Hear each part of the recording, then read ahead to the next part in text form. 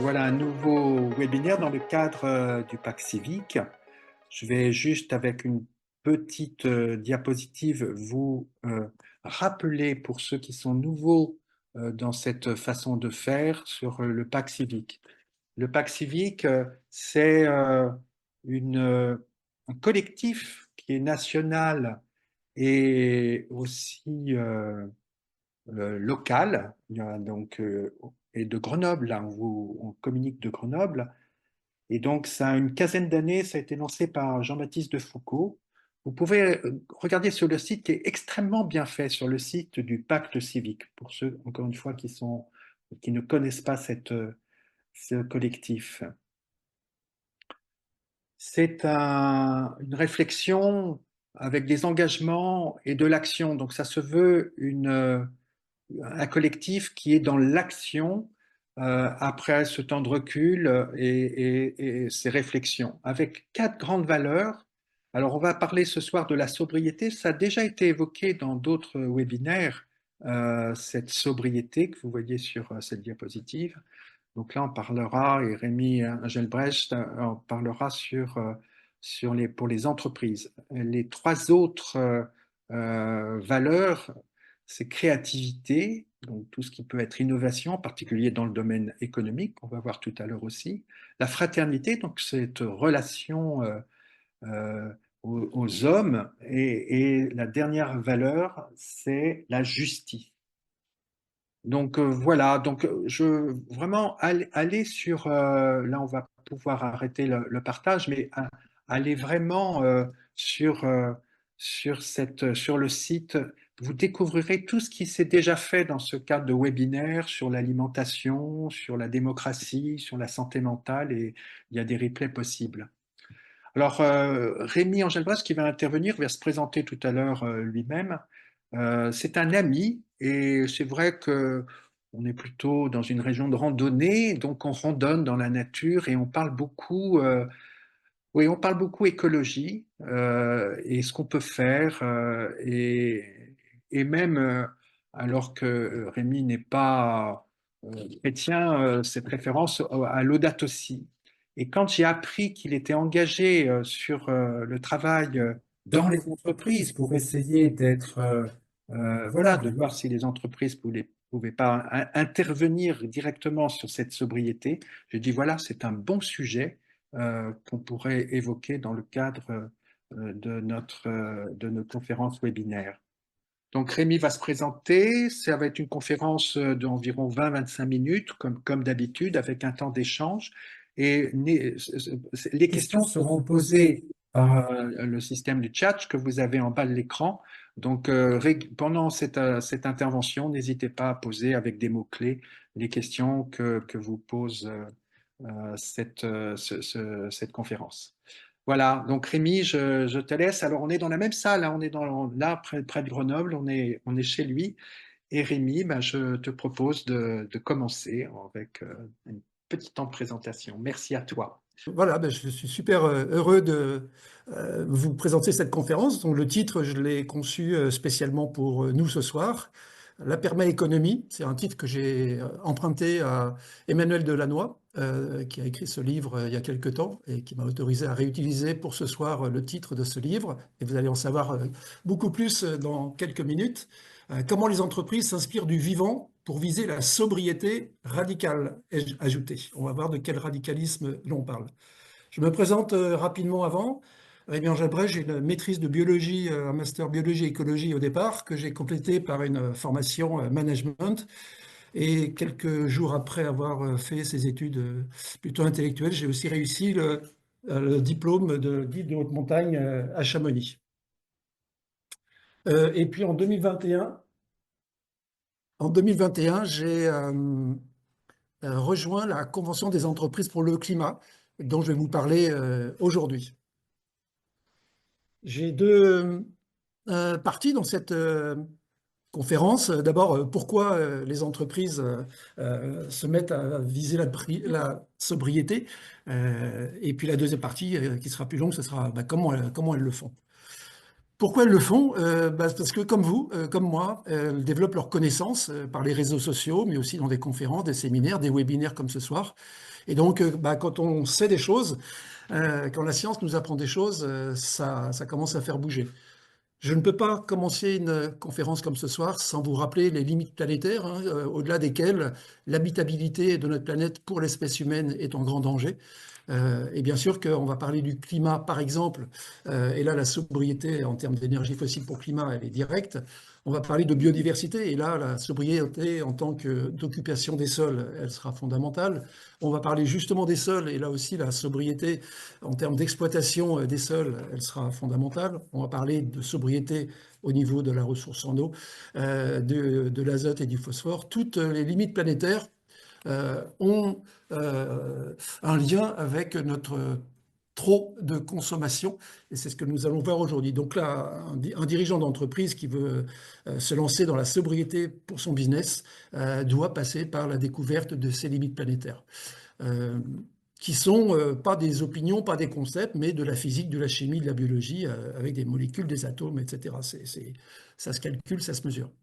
Notre santé est en péril, plus on dépasse ces limites-là. Et si finalement vous deviez retenir une seule équation, qui est l'équation à résoudre, cette équation consiste à sortir de ce qu'on appelle l'économie extractive, qui consiste à produire le plus possible de volume de produits et de services en allant extraire de l'énergie et de la matière dans un schéma linéaire qui amène à des déchets. Alors, déchets, ça peut être un gaz à effet de serre, ça peut être une microparticule de plastique, ça peut être des aérosols, par exemple, ou ça peut être des déchets azotés qui vont dans l'eau. Donc, l'équation, c'est comment sortir de cette logique volumique, linéaire et d'extraction. Et pour ça que le titre radical qu'il y avait en première diapositive, c'est vraiment aller à la racine du problème, si on veut vraiment aller dans la sobriété forte et non pas juste dans des ajustements à la marge. C'est vital, c'est urgent et c'est complexe. C'est pour ça que aujourd'hui c'est une découverte rapide, mais je vous parlerai de dirigeants qui passent 10 mois à étudier la situation et surtout à produire des feuilles de route pour répondre à cette situation. Au-delà des savoirs, il y a la motivation. Les dirigeants qui se lancent sur des actions radicales de sobriété, c'est parce qu'ils ont envie. Hein. Motivation, émotion, mouvement, tout ça est lié. Donc, on va chercher aussi les émotions des dirigeants. Ils en ont, comme vous, comme moi. L'idée, c'est d'en faire quelque chose, de ne pas se dire, de toute façon, on va tout réussir, ou bien on a peur ou bien on est colérique et on est indigné. Et c'est comment faire avec ces émotions, et on en parlera plus tard. C'est vrai qu'aujourd'hui, à plus de degrés en Europe, on peut voir plutôt le côté sympa, positif, mais très rapidement derrière, eh bien, il y a beaucoup de choses qui nous font peur, que ce soit la santé, les canicules, enfin des peurs physiques, mais aussi d'un point de vue économique, des actifs échoués qu'on ne va pas récupérer, des métiers qui vont disparaître, des assurances qui n'assurent plus, des finances qui ne sont plus accessibles, du PIB qui baisse, ne serait-ce que du fait du dérèglement climatique de quelques dixièmes de points chaque année, et puis des famines, des tensions, des migrations, des enjeux géopolitiques. Je continue, hélas, par des nouvelles, et ça ne sera pas le thème de toute la soirée, mais plutôt tristus, hein. C'est que la poursuite des gaz à effet de serre d'origine humaine va se prolonger avec de la production et de la démographie, que ce ne sera pas linéaire, vous le savez déjà, on l'a déjà constaté, il y a des emballements, avec par exemple les incendies qui font détruire des arbres qui auraient pu capter du CO2, et donc plus il fait chaud, plus il fait chaud. Là, je vous parle que du climat.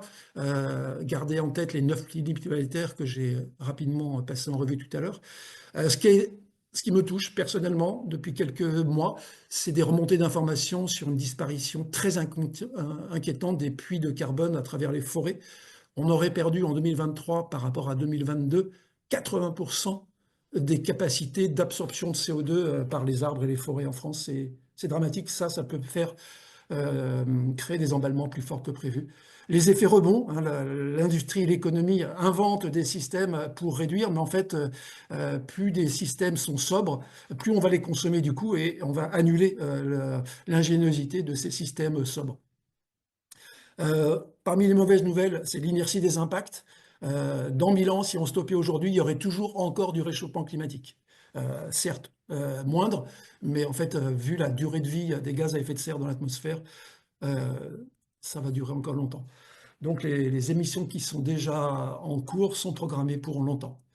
L'objectif 2100 qui était de plus 1,5 degrés, le flou artistique qui nous amène à plus 2, mais en fait le probable est plus 5 sous nos latitudes, et les scénarios les pires à plus 8, et ils sont dans les têtes des gens qui s'occupent de tout cela.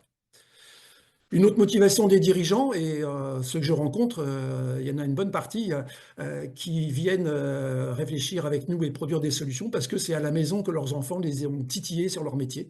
Et donc, et certains même spontanément, sans être alertés par leurs enfants, se disent, mais comment vont vivre mes enfants en 2035?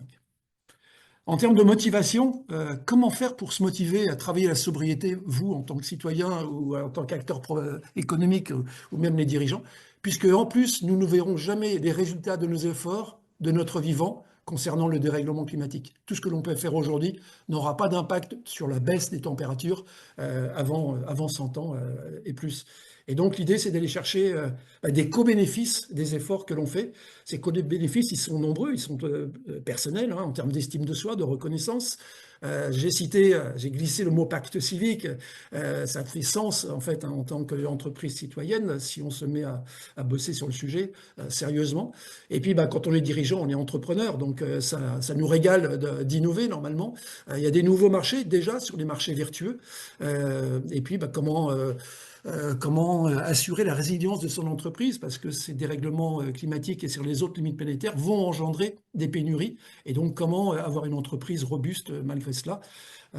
Comment faire? Alors, certains se sont mis à faire la sobriété uniquement dans le cadre du lean management, hein, dépenser moins d'énergie. Les factures de gaz depuis la guerre en Ukraine y ont poussé, etc. Voilà, et puis d'autres motivations, il y en a plein. En tout cas, les gens qu'on accompagne sous forme de collectif, ils sont tellement heureux d'être ensemble à partager leurs peines, mais aussi à imaginer des solutions que, en soi, c'est un co-bénéfice. Et puis ma propre sérénité, hein, par rapport à l'éco-anxiété, agir et agir avec d'autres, c'est un bon moyen de gérer son éco-anxiété, par exemple. Voilà, le défi, il est immense. L'autre chose, donc, il faut savoir, donc il faut le vouloir et il faut le pouvoir. Et c'est vrai qu'un dirigeant d'entreprise, par rapport à d'autres personnes, il a un effet de levier énorme. Il est dirigeant, il a des capitaux financiers, il a des capitaux humains avec des compétences, il a des marchés. Et donc là, les dirigeants ont un pouvoir d'action, un levier d'action très fort. Il y a aussi des obligations, il y a des devoirs.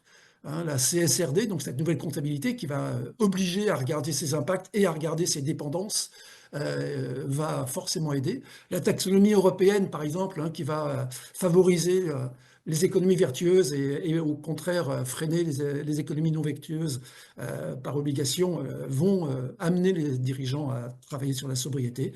Il y a des labels, il y a des lois auxquelles d'ailleurs les dirigeants participent de plus en plus à l'élaboration, qui vont créer leurs propres obligations. Et si on est leader là-dessus, c'est mieux que d'être suiveur.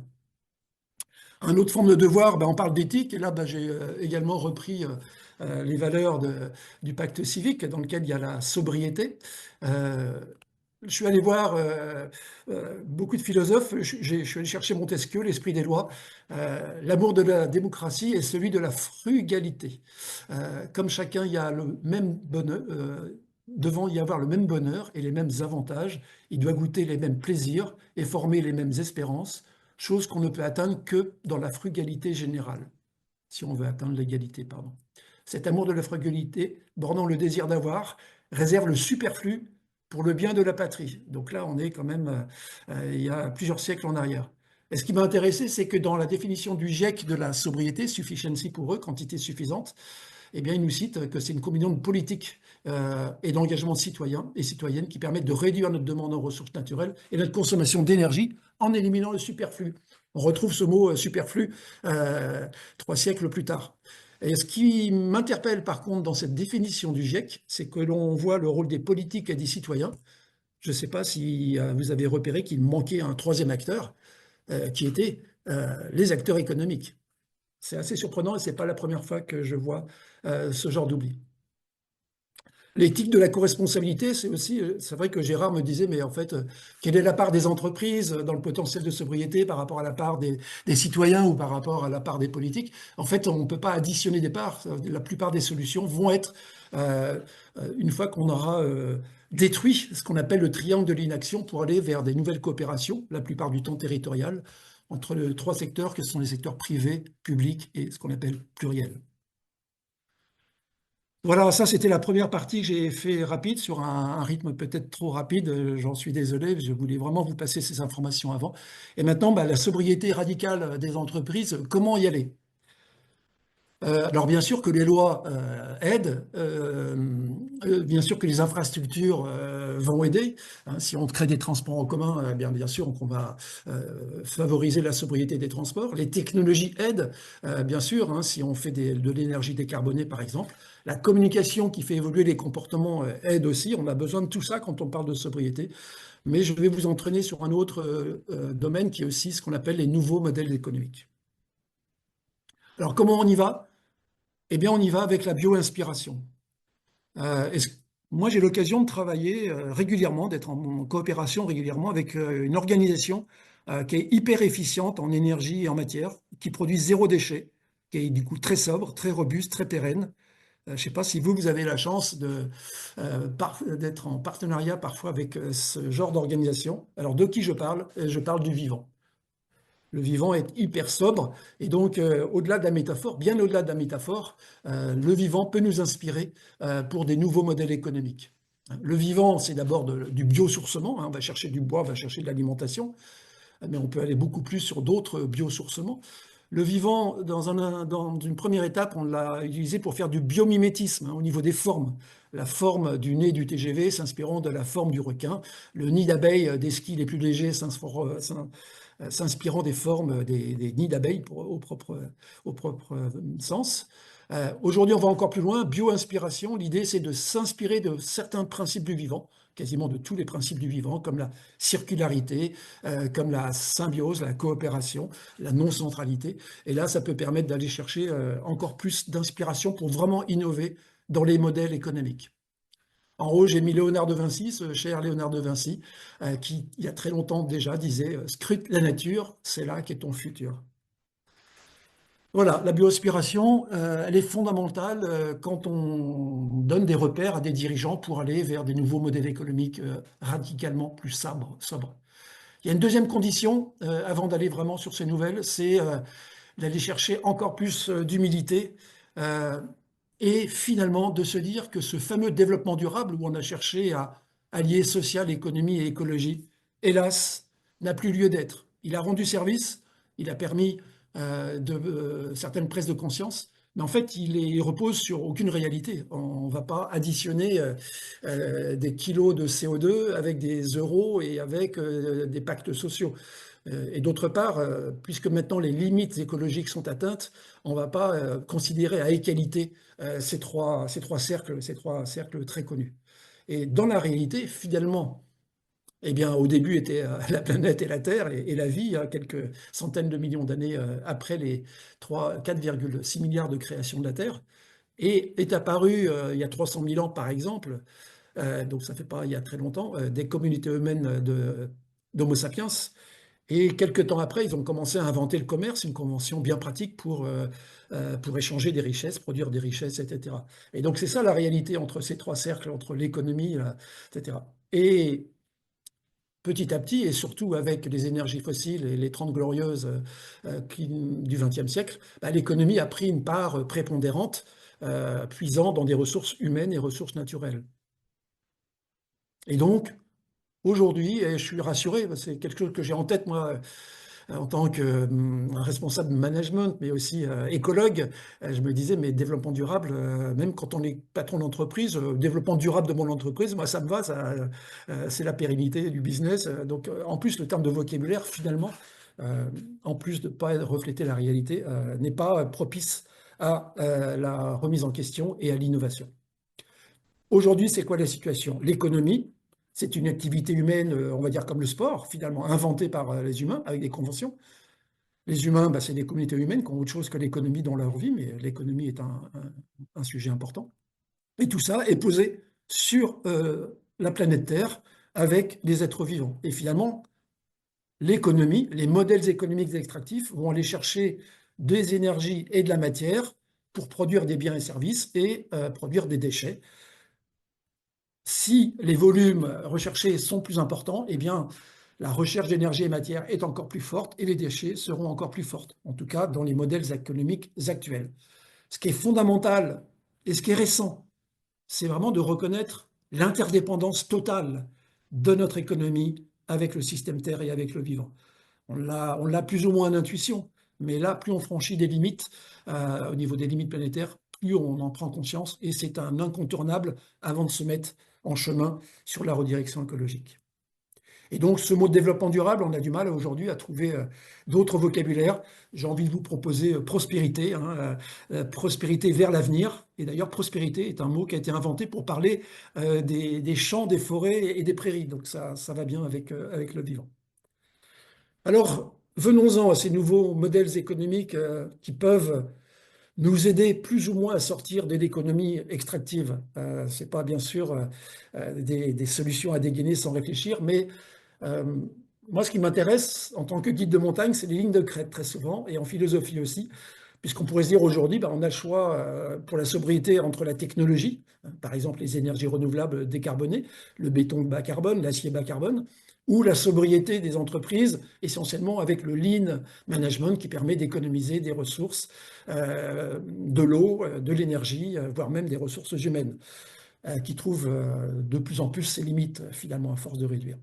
Et donc, j'adore les lignes de crête, hein, d'un point de vue en tant que montagnard et aussi en tant que philosophe, cette idée de se dire, allons chercher dans les deux versants de la crête, mais allons chercher aussi sur la crête des innovations de rupture. Et c'est là, entre autres, entre sobriété et technologie. Il y a d'autres lignes de crête que j'aimerais bien évoquer avec vous un jour. Entre sobriété et technologie, qu'on peut aller chercher d'autres solutions avec ces nouveaux modèles économiques. Donc ce livre dont je vous ai parlé, Permaéconomie, Emmanuel Delannoy, la permaéconomie, voilà, ça, pour moi c'est un bon moyen de résumer toute une série de nouveaux modèles économiques. Alors, il y en a que vous connaissez déjà, hein, l'économie circulaire, le recyclage, la consigne. Alors, c'est pas que pour les vêtements ou pour l'alimentation, hein. J'ai travaillé avec, par exemple, l'entreprise MagResources qui, à Grenoble, fait le recyclage des aimants ou d'autres métaux rares capitaux pour les nouvelles technologies, ou bien une entreprise sociale et solidaire comme Solucir, qui aide à développer cette culture et ces pratiques de l'économie circulaire.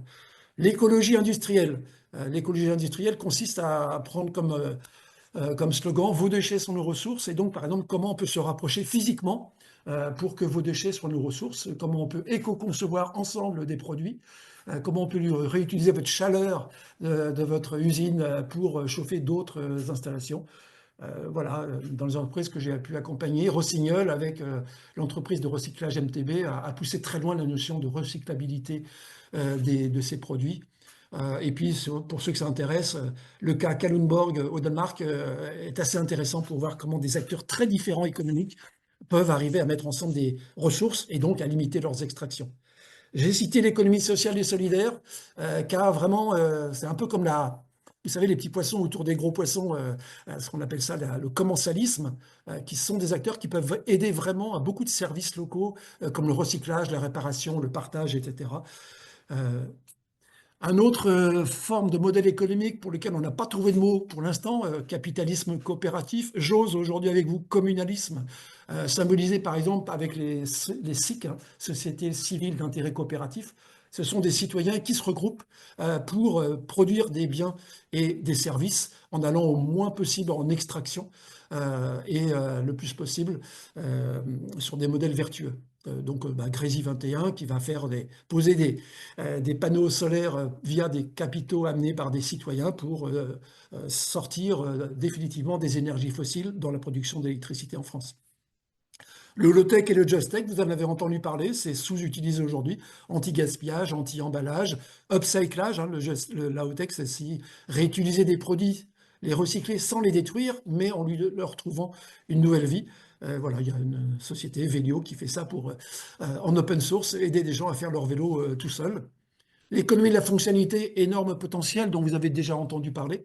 C'est le cas, par exemple, de Michelin qui, plutôt que de vendre des pneus et chercher à les revendre 5 ans plus tard quand ils sont usés, va aller chercher à produire des pneus hyper robustes pour les louer très très très longtemps. Donc, un pneu qui dure 50 ans en location plutôt que 5 ans en vente, eh bien, il va aller beaucoup moins impacter en termes d'extraction de matière et d'énergie.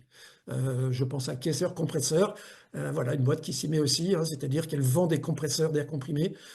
Aujourd'hui, elle va essayer d'en fabriquer des encore plus solides pour pouvoir passer en mode location et non pas en mode propriété par ses clients. intéressant d'aller chercher aussi des références dans l'économie symbiotique. Alors symbiotique, on est vraiment dans la symbiose au sens biologique du terme, hein. C'est une entreprise comme Algoplast qui va aller chercher des algues produites en excès par les déchets azotés pour en faire du plastique. Et donc bah, le milieu marin, je l'aide et le milieu marin m'aide à produire mes plastiques. L'économie régénérative, énorme potentiel. L'idée, c'est de faire mieux que ne pas nuire. Et donc, c'est-à-dire que chacune de mes activités économiques va non seulement pas nuire, mais va participer à la régénération des systèmes hydro dans le sol, du sol vivant par exemple, ou de communautés humaines. Et donc là, il y a des exemples pas mal comme Pocheco, Innovalp ou Ninkasi, où bah, je prends Ninkasi, hein, donc c'est un brasseur. Donc on fait attention d'avoir des forêts et des plantations vertueuses, etc. Mais en fait, finalement, notre métier principal va peut-être devenir de régénérer des espaces naturels locaux pour qu'ils produisent beaucoup de services écosystémiques, dont les produits dont nous avons besoin pour nos bières et nos restaurants.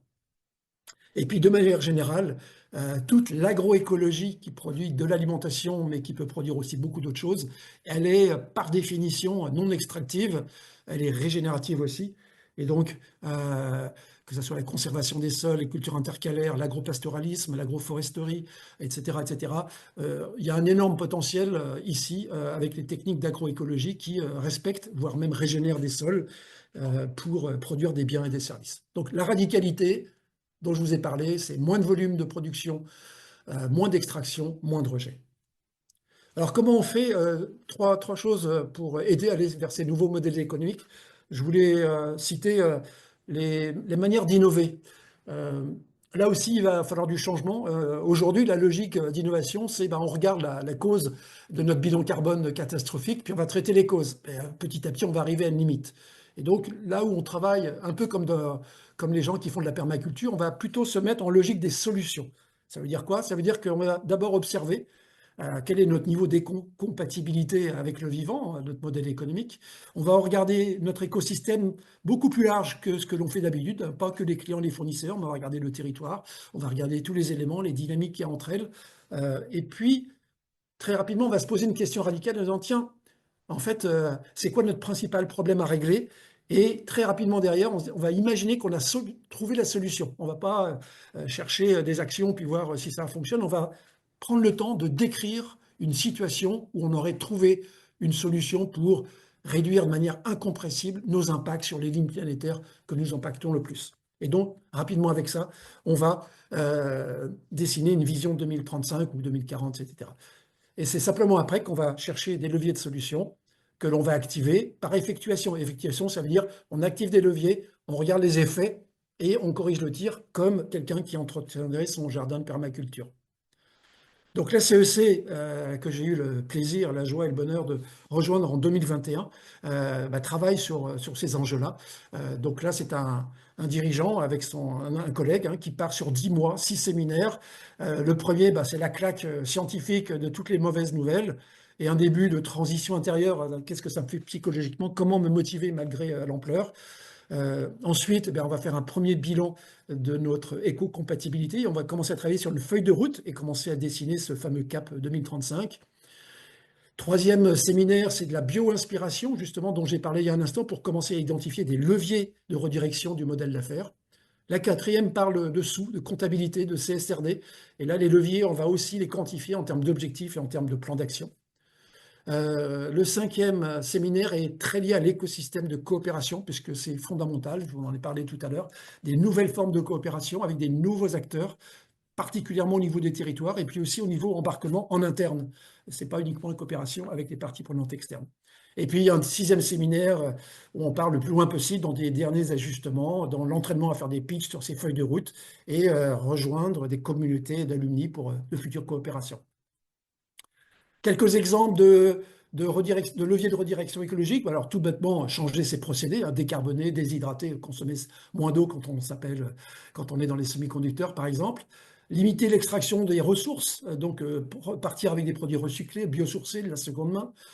influencer les marchés, les clients en particulier, dans leurs usages de nos produits. Donc là, l'idée, c'est comment demander à nos clients de nous aider à changer nos modèles économiques, participer à des labels, embarquer ces distributeurs, nouer de nouvelles formes de coopération, j'en ai parlé, entre les secteurs publics, privés et pluriels.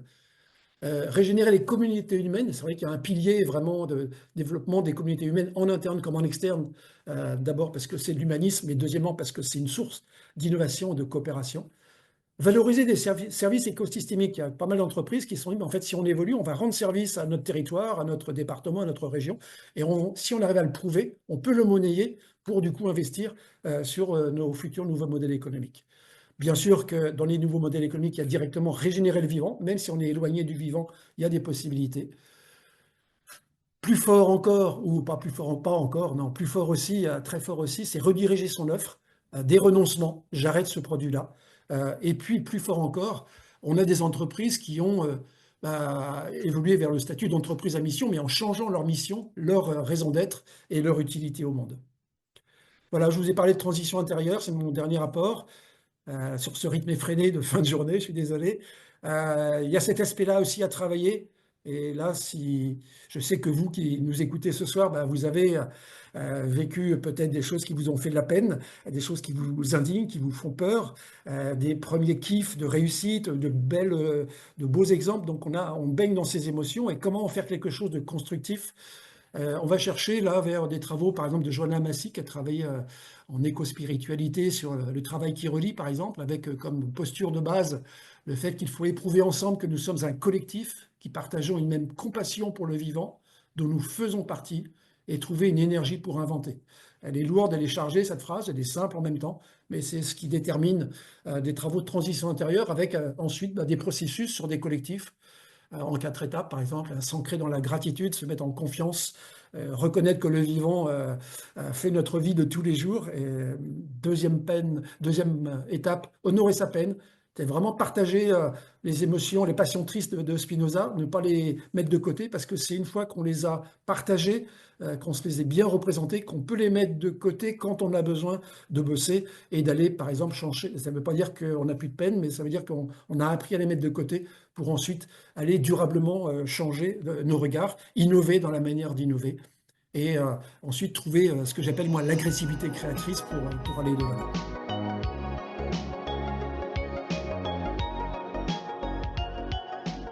Tu parles de dirigeants, donc après ils doivent faire passer ces projets au niveau d'une entreprise, mais quand tu fais tes séminaires là, est-ce que il y a des salariés pour que cette émotion devienne collective, pour avoir un projet collectif? Oui, alors ça rejoint, merci Gérard. Une autre question que j'ai vue, la permaéconomie, est-ce plutôt une démarche individuelle ou collective, effectivement? Donc, de base, dans la méthode CEC, et je ne suis pas là pour faire de la pub, hein, on est une association, on n'est pas à but commercial, mais j'ai pas vu mieux pour l'instant sur le marché, entre guillemets. Chaque dirigeant vient avec un Planet Champion, en fait, c'est-à-dire qu'ils viennent à deux pour pas être, déjà pour partager les peines, mais aussi pour commencer effectivement à réfléchir ensemble et mieux que tout seul. Et le Planet Champion, qui peut être un responsable RSE ou com ou RH, peu importe, aura comme charge effectivement d'assurer le relais en interne avec les équipes. Et il faut savoir qu'à la première CEC, on avait prévu qu'il n'y ait que les dirigeants avec un Planet Champion à la première session et à la deuxième. Et en fait, ça a été la révolte quand on a dit qu'il y avait ça. Et donc, on a dû changer au dernier moment notre fusil d'épaule et inviter le binôme à chaque fois. Et donc, voilà, on a des entreprises qui ont pris les devants, c'est-à-dire qu'avant même la fin des 10 mois, grâce au Planet Champion et aux dirigeants, en passant par le CODIR et aussi par d'autres équipes, vont associer à la fois, bien sûr, les informations, l'aspect cognitif, mais aussi le sursaut et aussi les peines. Euh, et quand le partage se fait après la première session, c'est ouais, c'est pas forcément la joie qui s'imprime sur le visage du PC et du Planet Champion et du dirigeant. Mais tout au long du parcours, en fait, il y a d'autres émotions qui arrivent. Alors ça rejoint des questions qui commencent à apparaître. Euh, Est-ce que tu peux essayer de nous donner un exemple très concret d'une entreprise? Bon, j'avais lu qu'il y avait Renault Trucks qui avait été impliqué dans cette affaire. un exemple concret de vos interventions dans le cadre de la CEC, et puis 2, 3 ans après, voilà comment les choses ont pu évoluer. Oui, Renault Truck, on s'en est servi comme exemple parce qu'en fait, il a fait un travail assez approfondi avec une entreprise qui s'appelle Lumia, qui est un centre de recherche et de formation qui travaille sur ces sujets-là et sur l'économie régénérative. Oui, Renault Truck s'est dit, bah, en fait, la question générative, je ne sais pas si vous vous rappelez dans la méthode, c'est de se dire, bah, nous, on sait qu'on a un bilan à la production et dans l'usage de nos camions qui est épouvantable. Et donc, ils se sont dit, bah, tiens, imaginons qu'en 2035, on fasse 2 fois moins de camions qui émettent chacun 2 fois moins de gaz à effet de serre et qui font 2 fois moins de kilomètres. Et donc, est apparue, en fait, l'idée que bah, si ils territorialisaient pardon, leurs activités, que leur métier soit finalement de gérer des flux régionaux. Eh bien, c'est pas produire des camions, c'est optimiser des flux de marchandises régionaux. Et donc, ça veut dire pas que des camions, ça peut être aussi du dernier kilomètre à vélo, ça peut être camions pour optimiser les livraisons, etc., faire même du conseil à nos clients, etc. Et c'est même éventuellement, il y avait un autre levier qui était de se dire, bah, si il y a moins de camions, il y a moins d'embouteillage, il y a moins de pollution, il y a moins de routes abîmées. Et donc tout ça, c'est presque des services écosystémiques et on peut prouver, chiffre à l'appui, voilà les économies que va faire la région Rhône-Alpes. Et donc, bah, on aimerait bien se payer, ça peut vous choquer ce que je vous dis là, mais se payer sur ces services écosystémiques et ces services sociétaux finalement que l'on rend. Et puis sans parler bien sûr du passage aux véhicules électriques pour certains des modèles de toute la gamme, puisqu'à ce moment-là, il n'y a plus uniquement des camions, il y a vraiment toute la gamme des produits pour optimiser les flux de marchandises régionaux. Alors, il y avait 2 questions, elles ne sont pas forcément à regrouper, mais comme ça tu les enregistres. Est-ce que cette démarche française, hexagonale, elle est aussi dans d'autres pays? Il y a une question autour de l'Afrique, mais ça peut être aussi autour de la Chine, qui est quand même... Bon, il y avait cette question, et puis la question autour, les retours que tu peux avoir, tu en as un petit peu parlé, profit, donc ça c'est et profit, et puis peut-être moins profitable avec les autres modèles économiques. Qu'est-ce que tu peux nous dire par rapport à cela? Alors, sur les pays, en fait, il y a eu une première CEC nationale. Juste au passage, on a été une quarantaine de coachs, facilitateurs, experts, etc. On a travaillé gratuitement pendant un an pour 150 entreprises qui ont fait 10 mois de travail. Donc, c'était énorme au niveau national, et de trouver ces 150 premiers. Et puis ensuite, depuis, il y a des répliques territoriales. Il y a même maintenant, par exemple, sur Rhône-Alpes, on en est à la deuxième réplique territoriale. Donc, et puis, petit à petit, il commence à y avoir des ponts avec d'autres CEC, mais on est pour l'instant, ça reste francophone. Voilà, même si on touche parfois des entreprises internationales qui ont des filiales françaises, ce qui d'ailleurs est un frein pour certaines entreprises de se dire, mais j'ai envie d'agir au niveau national, mais je dépends de l'international, quel est le niveau d'influence que je peux avoir? On commence à avoir des exemples là-dessus. J'ai pas trop compris la question sur profit, tu vas m'en reparler, mais sur les retours, en fait, voilà, une entreprise qui a fini la CEC, les 10 mois, elle sort avec bah, le sursaut personnel du dirigeant, du Planet Champion et des gens qu'ils ont associés dans leur équipe. Ils sortent avec une feuille de route qui a des leviers de redirection et des objectifs et des actions et des nouvelles formes de coopération aussi avec des nouveaux acteurs. Et donc, ça met du temps, hein, c'est pas du jour au lendemain, etc. Et en fait, on arrive à suivre au fur et à mesure des leviers qui sont activés par l'un ou l'autre l'une ou l'autre des entreprises. Ce qu'on a mis en place aussi depuis cette année, c'est des séminaires d'embarquement. Et donc là, c'est pas pour le dirigeant, c'est pour des gens. Enfin, le dirigeant et le Planet Champion envoient des petits groupes de leurs salariés, cadres ou pas cadres, pour faire 2 jours d'embarquement. On essaye en 2 jours de faire les 10 mois, ce qui est énorme. Avec bah, toute la partie mauvaise nouvelle, la partie méthodologique, la partie donner des exemples qui fonctionnent bien. Alors c'est génial, on a des retours très positifs, mais j'ai eu aussi des retours de dirigeants qui m'ont dit, ouais, mes gars, quand ils sont revenus, ils avaient le moral dans les chaussettes. Alors on n'a pas réussi en 2 jours à récupérer. Donc ça, c'est quelque chose qu'on va travailler au niveau de la CEC. Comment faire des embarquements qui ne prennent pas trop de temps aux entreprises, mais qui permettent aussi de remonter cette mini-corde du deuil après les mauvaises nouvelles et une fois qu'on a les nouveaux repères. Voilà. Alors sur profit, c'était quoi Alors, votre si question? je peux peut-être préciser, profit. et actionnaire, est-ce qu'on peut imaginer qu'une entreprise qui donne du sens ait des profits un peu moindres en termes de bénéfices, mais du coup, les actionnaires adhèrent à ce sens qu'on peut voir, voilà, c'est d'accepter. D'accord. Et puis il y a une autre question, pardon, juste comme ça, tu réponds à cela, et Oui. puis l'autre question, là aussi on va assez vite, mais est-ce que les syndicats ont été impliqués aussi dans ces démarches? Bien, ben, je vais commencer par la dernière. Les syndicats, ils sont loin d'être inactifs, hein. Moi, j'avais rencontré quelqu'un de la CFDT qui me parlait des sentinelles vertes, vraiment qui sont des, voilà, des salariés qui sont vigilants et qui peuvent contribuer à des politiques RSE. Sauf que voilà, si on veut vraiment aller sur la redirection et de la radicalité, la politique RSE, elle est insuffisante aujourd'hui, hein. J'en profite, c'est-à-dire la RSE, si elle n'est pas au que dire, si elle n'est pas en amont de la stratégie, voilà. Et d'ailleurs, même le mot RSE, comme le développement durable, on se permet de le challenger aujourd'hui. Donc oui, présent, mais pas finalement, pas dans les codires. Euh, Par contre, ça commence, ça y est, j'ai vu passer, hein, parce que sur le réseau CEC est en passe de se créer justement une CEC spéciale, partenaires sociaux au sens très large du terme. Sur le partage de la valeur, effectivement, je l'ai passé à toute vitesse tout à l'heure, je voulais gagner du temps. Dans la méthode CEC, il y a quand même trois piliers, hein. C'est vraiment prendre soin du vivant et régénérer le vivant. Il y a produire de la valeur et partager la valeur, et il y a prendre soin des hommes. Et donc, le partage de valeur, il est fondamental.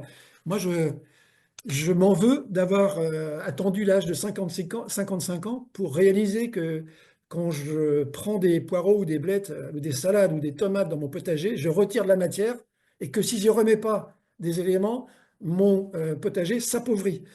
Cette métaphore-là m'anime quand il faut que j'aille à nouveau me battre pour qu'il y ait un meilleur partage de la valeur.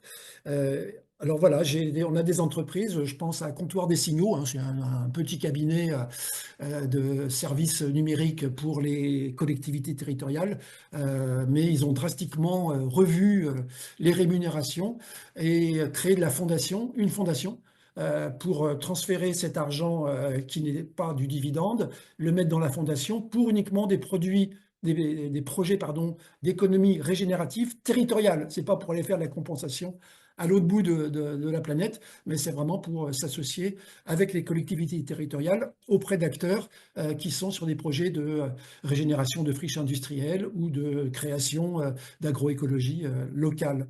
Voilà, ça passe par les fondations. La CEC a eu aussi une version CEC pour le monde financier.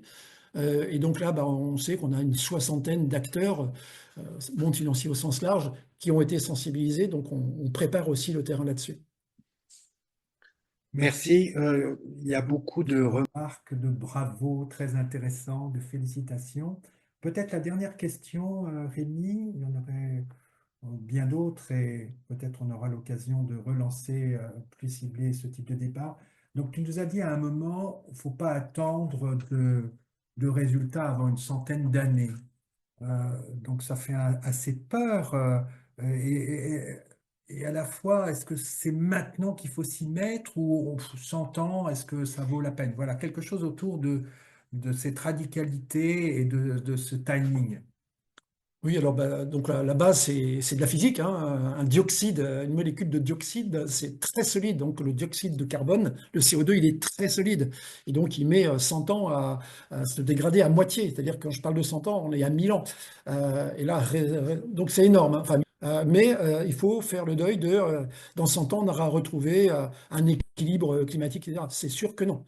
En tant que montagnard, j'ai le souvenir, en tant que guide, d'avoir emmené 4 jeunes un jour et pris par la tempête très grave à plus de 4000 mètres d'altitude. Euh, j'ai été perdu, c'était très grave. Je ne me suis pas posé la question de me dire est-ce que je suis optimiste, est-ce que je suis pessimiste. J'avais peur. Je me suis concentré de manière agressive, j'aime bien ce mot agressif parce il est mal connoté aujourd'hui, en me battant pour nous en sortir, etc. Donc, il faut regarder la peur en face. C'est vrai qu'aujourd'hui, il y a un peu l'éloge de la pensée positive, on va réussir, l'homme est fort, etc. Et oui, moi je vois des choses fantastiques, mais c'est bizarre cette peur d'avoir peur. Euh, qui en montagne nous fait bifurquer d'itinéraire, renoncer, aller chercher un autre sommet pour toujours répondre à notre désir d'outdoor, de sommet, de plaisir, etc. Donc la peur, elle nous fait bouger et donc la transition intérieure dont j'ai parlé tout à l'heure nous aide à jouer avec toutes ces émotions, ce maelstrom émotionnel. Dont acte, dans 100 ans, on aura encore plus de dérèglements climatiques qu'aujourd'hui, encore plus d'incendies, encore plus d'épisodes comme on a eu en Espagne récemment. Ce qui veut dire qu'il faut s'adapter à ça. Mais le problème, c'est qu'aujourd'hui, j'entends beaucoup, y compris des plans nationaux, gouvernementaux, d'adaptation au changement climatique. Il faut le faire. Le risque, c'est de laisser tomber tous les investissements sur l'atténuation. Donc aujourd'hui, on va avoir presque un combat en termes de pépettes, en termes d'argent, en termes de priorité, en termes de discours politique, entre l'adaptation et l'atténuation. Oui, il faut s'adapter parce que pendant 100 ans, ça va continuer de s'aggraver. Plus ou moins si dès maintenant on gagne des 0,1 degré, si dès maintenant on reconstitue des puits de carbone, si dès maintenant on prend des mesures drastiques. Donc il faut se battre, il ne faut rien lâcher. Et en même temps, il faut aussi faire des investissements d'adaptation, n'importe quoi, mais par exemple, comment faire pour que nos pistes d'aéroport soient toujours compatibles avec des températures à 50 degrés ou les rails de nos trains, par exemple. Moi, j'ai envie de retenir un mot de ce que tu nous as dit. Qu'est-ce qui fait sens? Qu'est-ce qui fait sens pour une entreprise, pour quelle est une mission qui donne du positif, pas forcément du profit, mais du profit global, quoi. Et peut-être qu'au niveau d'une entreprise, comme au niveau individuel, comme au niveau voilà, d'un pays ou de l'Europe, trouver ce sens pour que les choses aillent mieux. Bon, voilà, moi je retiens ce mot-là, mais il y aurait plein de choses d'autres, beaucoup plus concrètes que tu as évoquées.